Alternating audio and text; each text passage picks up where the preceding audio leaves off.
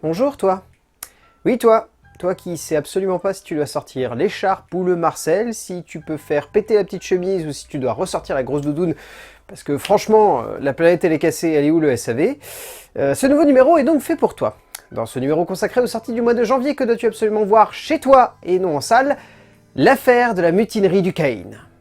Il y a eu pas mal de longs métrages qui sont sortis durant ce mois de janvier, et un peu de tout, même si on n'a pas eu beaucoup de blockbusters, mais cela n'est pas forcément trop grave, et quand je dis beaucoup de sorties, je parle de tous les supports confondus, que ce soit en ce qui concerne les salles de cinéma bien sûr, que ce soit en ce qui concerne les DVD et les Blu-ray, mais également les services de streaming. Le dernier long métrage du regretté William Friedkin, malheureusement sorti directement sur Paramount+, fait partie de ses nombreuses sorties, et il est indéniable que dans son dernier geste créatif, le cinéaste américain a conclu avec brio sa trilogie d'adaptation théâtrale en nous proposant une lecture passionnante et envoûtante de la pièce d'Herman Wouk, dans un moment de 7e art constamment tendu, brillamment joué, fantastiquement rythmé, pour un pur moment de procès cinématographique magistral offert par un grand monsieur du cinéma qui jusqu'à la fin aura été au sommet de son art. Cela se ressent dans chaque aspect, dans chaque centimètre, dans chaque pore qui transpire de ce long métrage. Déjà il y a ce scénario, déjà porté à l'écran dans les années 90 par Robert Altman et qui ici, une nouvelle fois porté par Herman Wouk, lui-même avant de décéder en 2019,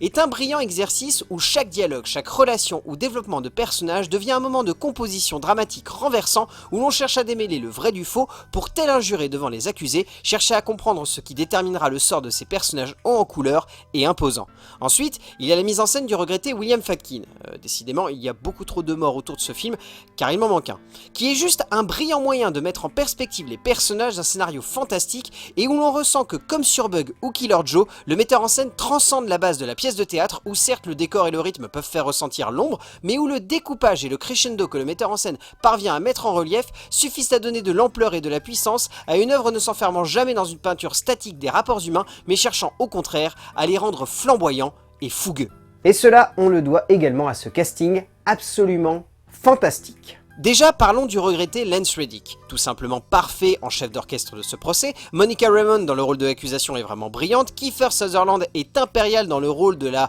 principale victime entre grosses guillemets, Jake Lacey est aussi énigmatique que charismatique dans un rôle d'accusé qui lui va à merveille, et surtout, Jason Clarke en impose de la première à la dernière minute d'un film que l'acteur parvient à totalement dominer du début à la fin par une présence intense et investie.